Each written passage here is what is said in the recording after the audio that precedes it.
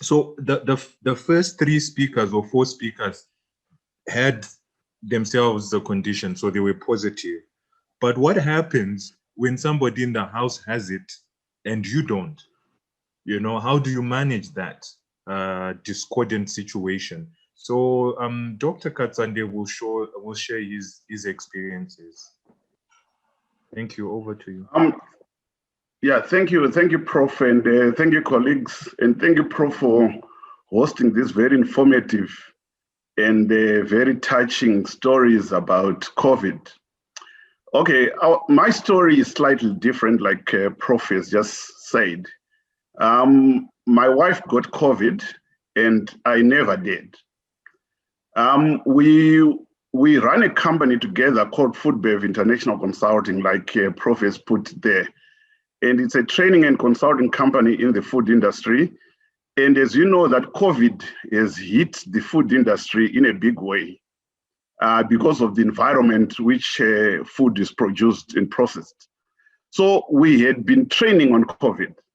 We had done a lot of reading. I actually have a lot of training material. I was attending all the webinars, and I had my own very special interest in COVID. So is my wife. And I think it was Prof. Nyazema who said information is very, very powerful. So we had all the information.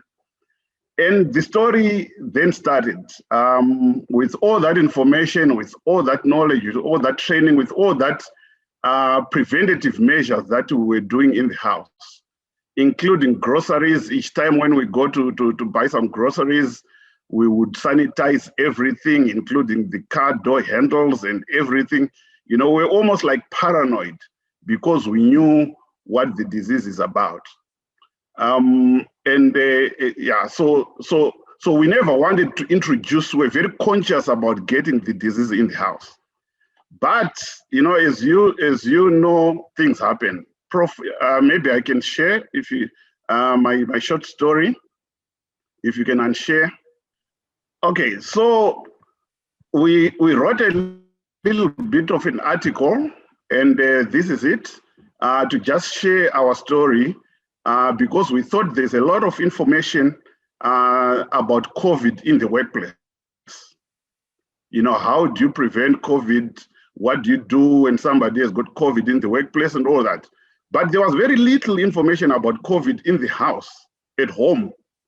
And there we were, my wife got a little bit of a stomach cramp I think she got a bit weak on a Thursday, and then on a Friday, she really started to feel that she's not well. Then on a Saturday, she started having these stomach cramps. We had not left the house that much because we were both working from home, but we had gone to the bank, I think on the Thursday.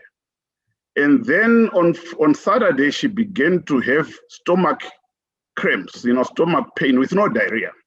And she also had some sore eyes, a very dull headache from the forehead, and just general body weakness and generalized pain. She was actually having very sensitive skin. When she touched the skin, it would be like very sensitive and very and painful. Not your typical COVID signs. And that was on the Saturday. Then on the, because she was actually having these stomach cramps, I then said, you know what, let's just get something for the stomach, and we can try to see how we can control the stomach pain, because that was the real issue that was there at that time. We then, maybe it was for the good, because she was not having diarrhea, but she was having stomach cramps. So I thought, let's induce a bit of diarrhea. So I also bought a laxative so that the stomach can start to run, because the stomach was not running, but it was very painful.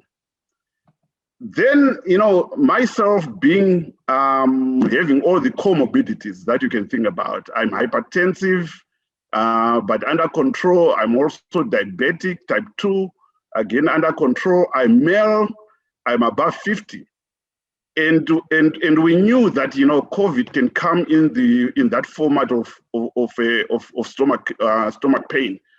On the Monday we then said, you know what, let's just go get checked. And we never thought it's COVID because we thought we've never been exposed. And of course, when we tested, the test came out positive. The results actually came on Monday. On Monday around midnight, around 11 o'clock.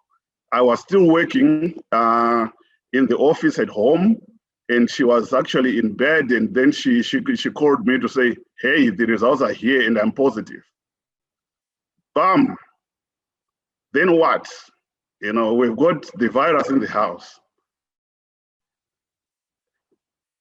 That's where you really start to think now, you know, everything that you've been teaching others, you know, you now need to practice them.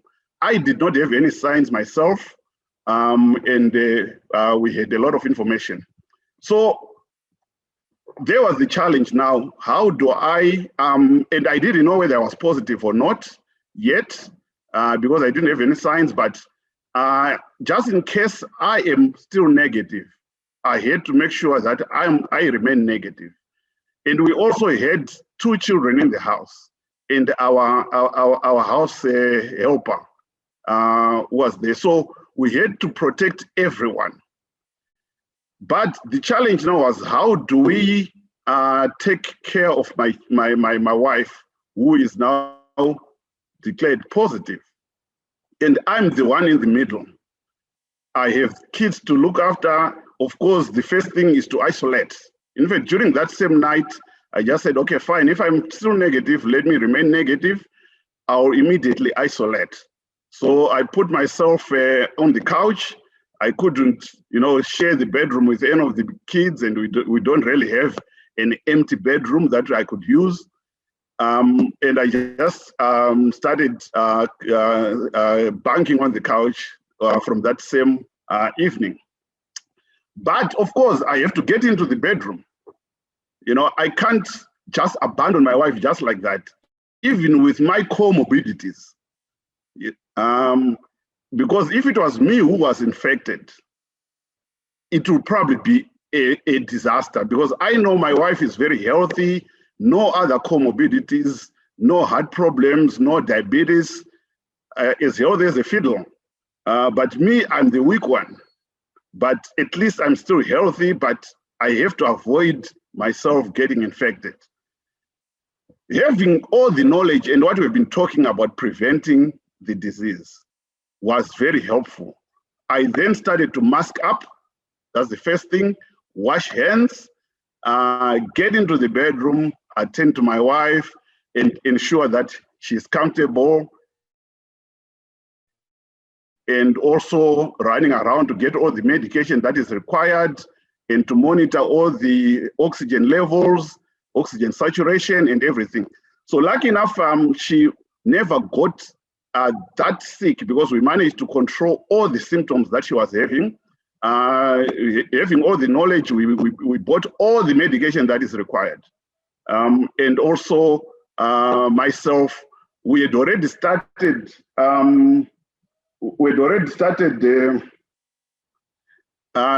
taking all the preventative medications when COVID started, because we knew what COVID is about. So what was important now, if I can just speed up for the sake of time, I can share this document. It's very detailed on what we did, but of course, most important things is to prevent COVID or infection in the house is to immediately test. I think that's the mistake that most people do. We tested 2 days after she got sick on Friday. We only tested on Monday, and that was already late. We should have tested earlier. Then, of course, isolation, very important. Avoid panicking. You know, for me, when we realized that she's positive, I settled down. No panicking. This is a disease that can be controlled. That was what I was saying to myself. Then the most important thing that is required is planning. Sit down, sit back, think about it. What are you supposed to do? What medication do you need?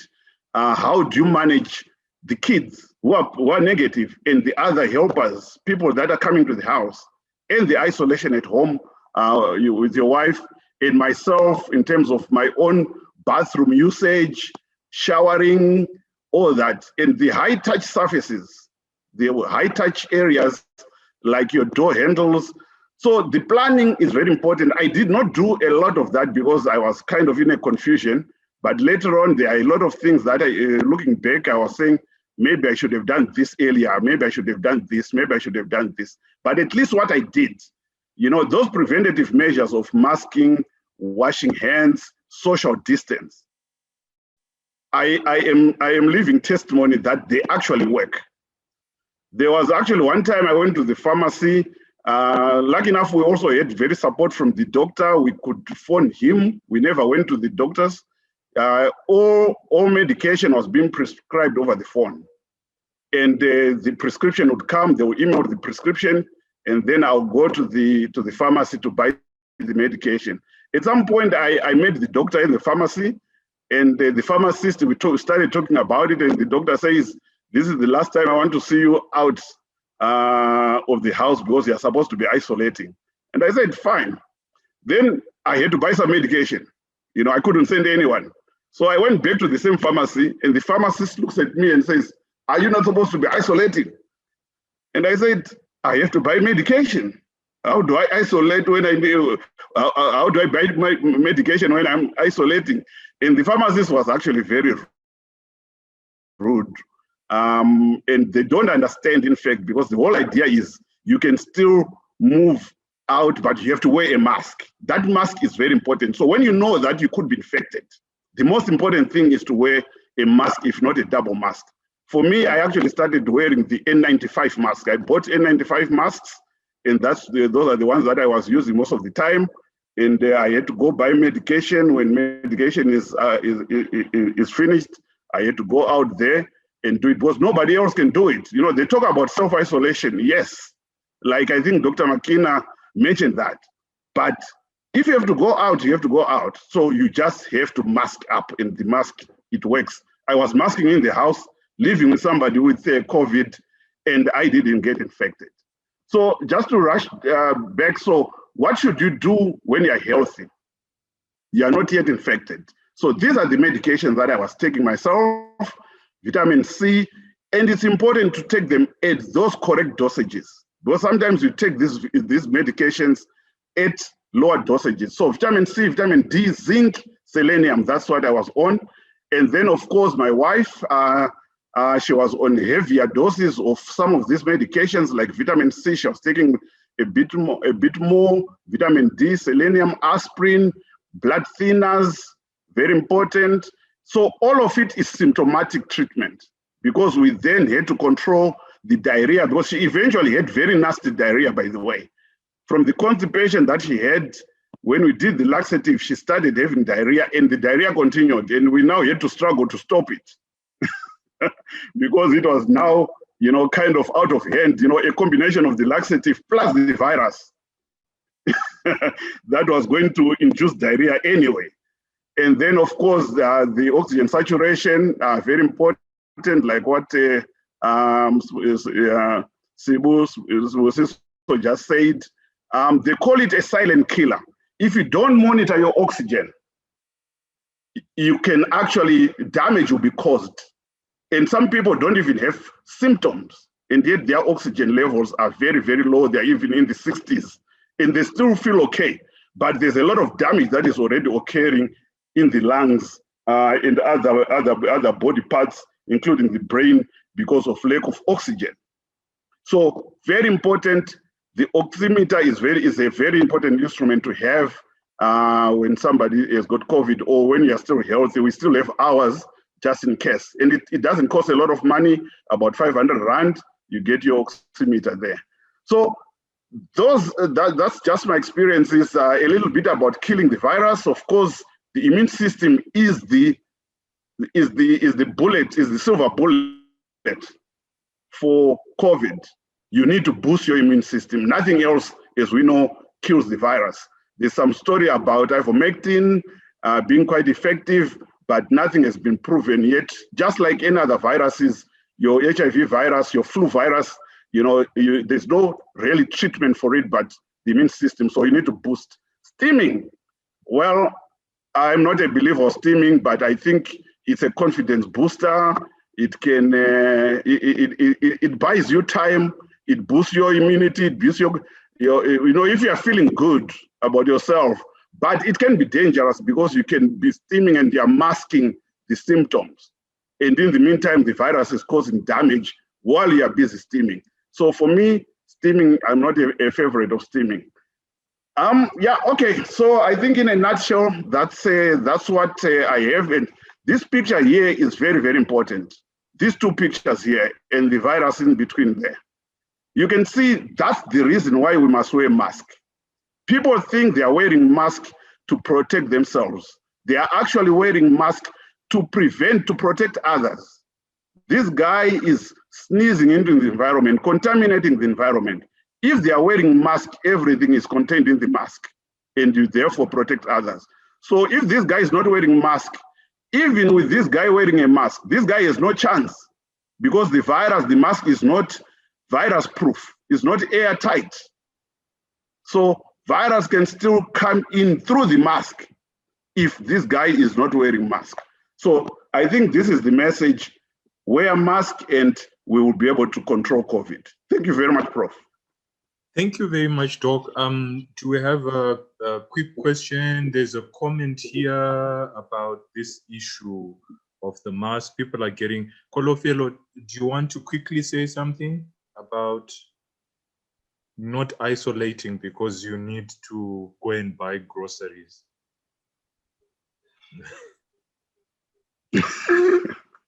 Yeah. Okay. But it's difficult. No, right? no, I don't want to say anything. I'm okay. I was just thinking about it as this.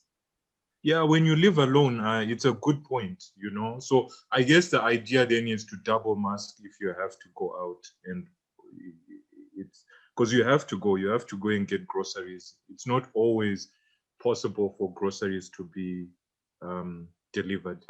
Okay, thank you. If we have a bit of time at the end, we might still come back, but thank you very much for that experience. And we will share the write-up with the rest of the group.